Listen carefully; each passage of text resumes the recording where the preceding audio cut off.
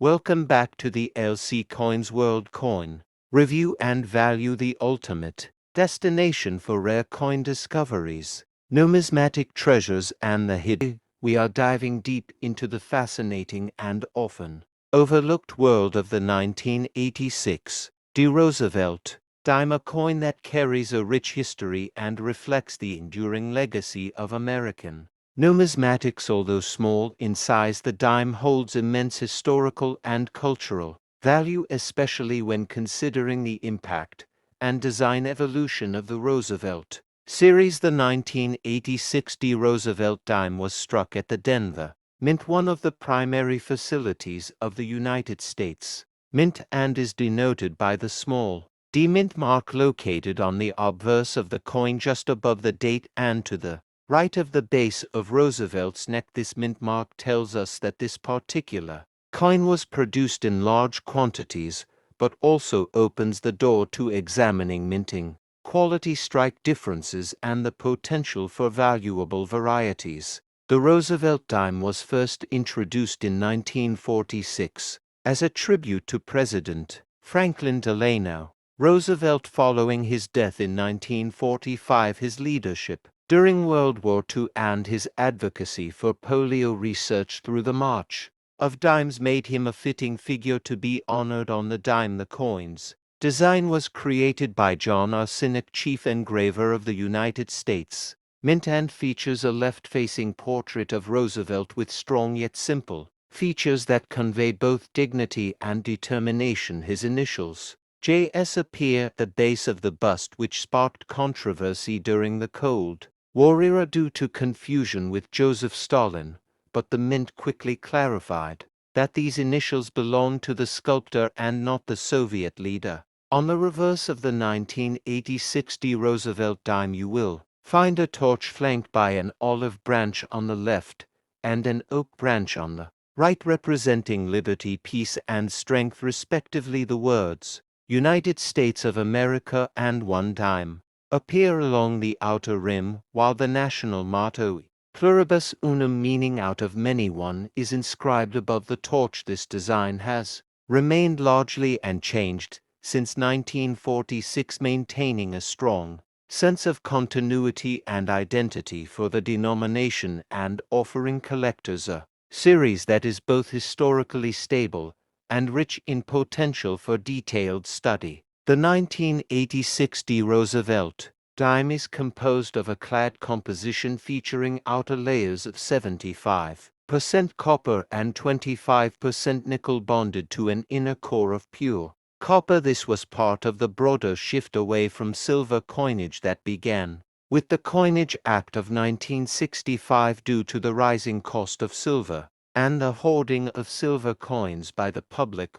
Although the dimes of the pre-1965 era remain popular for their intrinsic metal value, the post-1965 clad dimes such as the 1986 D issue have grown in importance for collectors interested in modern numismatics and era varieties. A comprehensive look at the 1986 D Roosevelt dime also requires us to examine the minting process at the Denver Mint, including die maintenance, planchet preparation, striking pressure, and quality control practices. Understanding how these factors influence the final. We will also discuss how the coin fits within the economic and political context of the United States in 1986, a year that marked the midpoint of Ronald Reagan's presidency, with major national debates over taxation, deregulation, and Cold War policies. Coins in circulation during this period reflected both the economic optimism of the time and the technological advancements being adopted by the United States Mint, including improved machinery and higher production standards, which helped increase both quantity and consistency of coin output. Next, we will analyze the current numismatic value of the 1986 D Roosevelt dime in different conditions, including circulated and high-grade mint state examples. We will look at population reports from major grading services like PCGS and NGC and consider auction results from leading coin sales platforms. This will help you understand the market dynamics for modern clad coinage and how to identify investment potential within a relatively affordable series like the Roosevelt dime. As we continue this exploration, we will also provide practical advice for collectors who are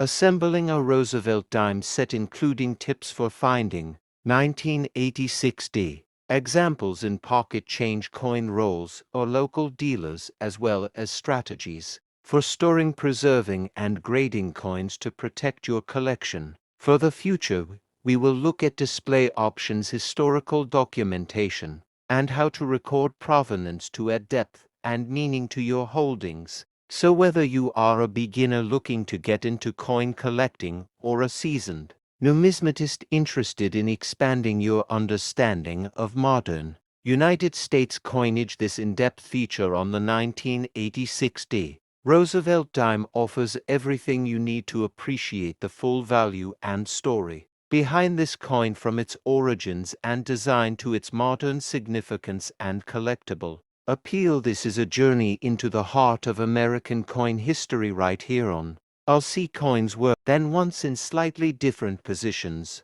which collectors can detect under magnification, and these RPMs can raise the value of the coin dramatically, especially when paired with full steps and high-grade surfaces. We will explore the minting process at the Denver Mint during the early 1960s, including how dies were prepared, how plankets were fed, and how strike pressure and maintenance affected coin output. The mint was under heavy production schedules during this time, and often reused dies beyond their optimal lifespan, leading to worn details and increased chances of die fatigue. This directly impacted the quality of the 1961 D nickels and explains why high-grade examples are so rare. We will also look at how modern grading services like PCGS and NGC evaluate these coins, what constitutes a full steps designation, and how strike quality influences both collector demand and market price.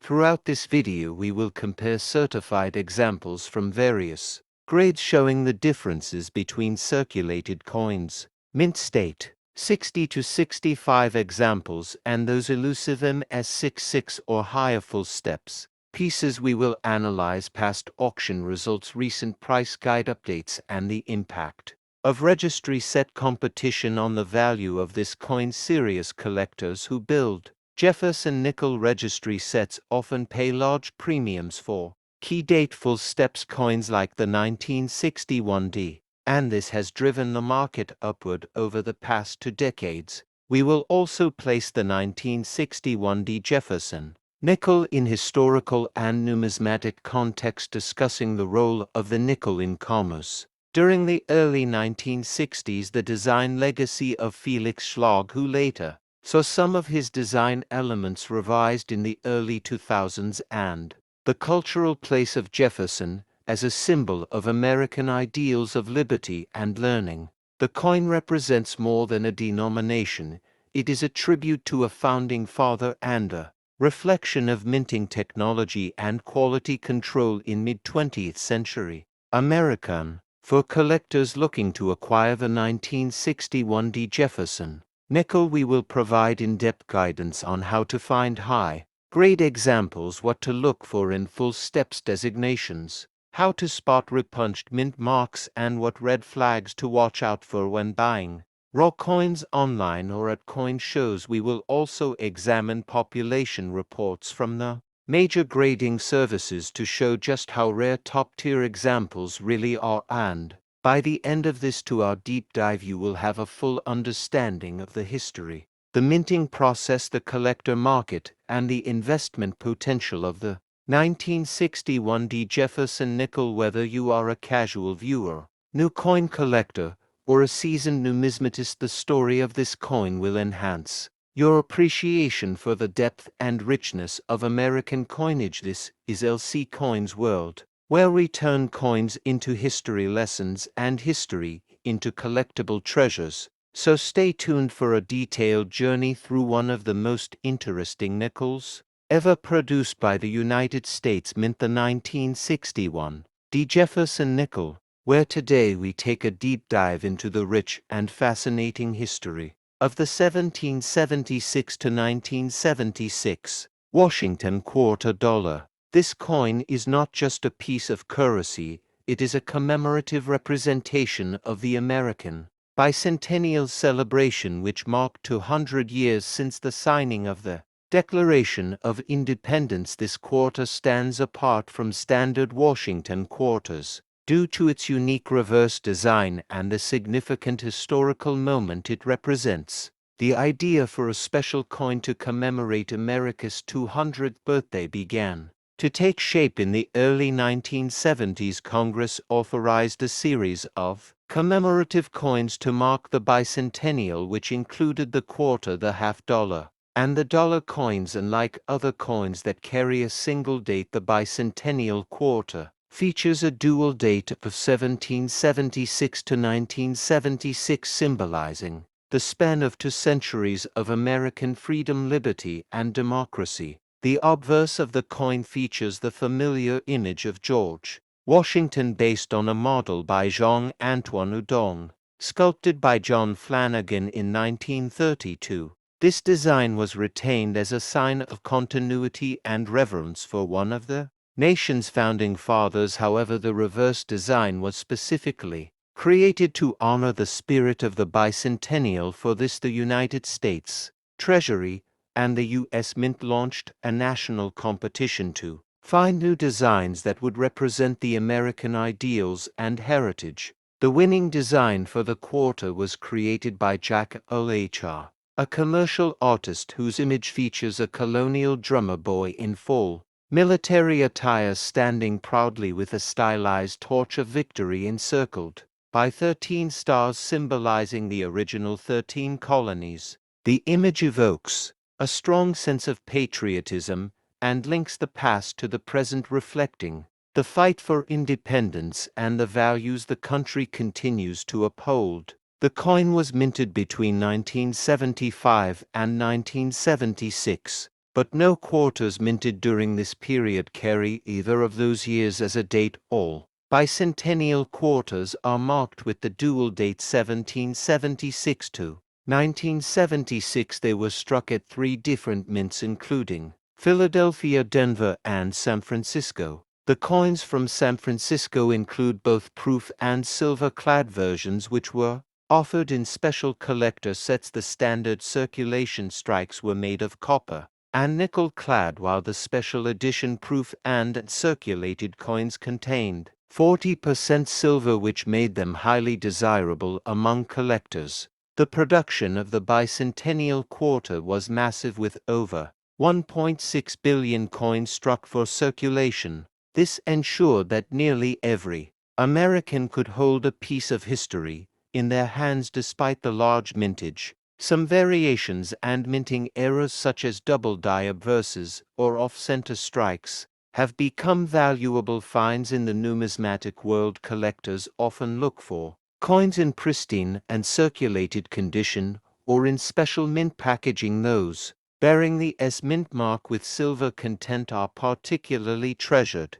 Beyond its design and physical composition, the bicentennial quarter holds deeper significance. It came during a time of reflection and resurgence of patriotic pride in the United States following the social changes of the 1960s and the end of the Vietnam War. The bicentennial was a unifying event, one that allowed Americans of all backgrounds to reconnect with the roots of the nation and its founding principles. The quarter served as a small but powerful symbol of that spirit, available to everyone from the wealthy to everyday citizens. It circulated widely in commerce and became part of millions of lives. Collectors and historians alike consider the 1776 to 1976 quarter to be an important milestone in U.S. coinage, not just for its aesthetic value but also for its emotional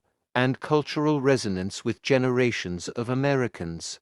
Its continued presence in coin collections and coin rolls today is a testament to the respect and admiration this coin commands. Over the years it has become one of the most recognizable and loved commemorative coins ever produced by the U.S. Mint. As we explore this coin in greater detail, we will look at its production numbers, its different variations, its historical relevance, and how it fits within the broader landscape of United States numismatics. We will also delve into market values, grading standards, investment potential, and how you can identify authentic pieces versus modern replicas or altered coins. So join me on this journey into the past as we uncover everything you need to know about the 1776 to 1976 Washington Quarter dollar right here on LC Coins World.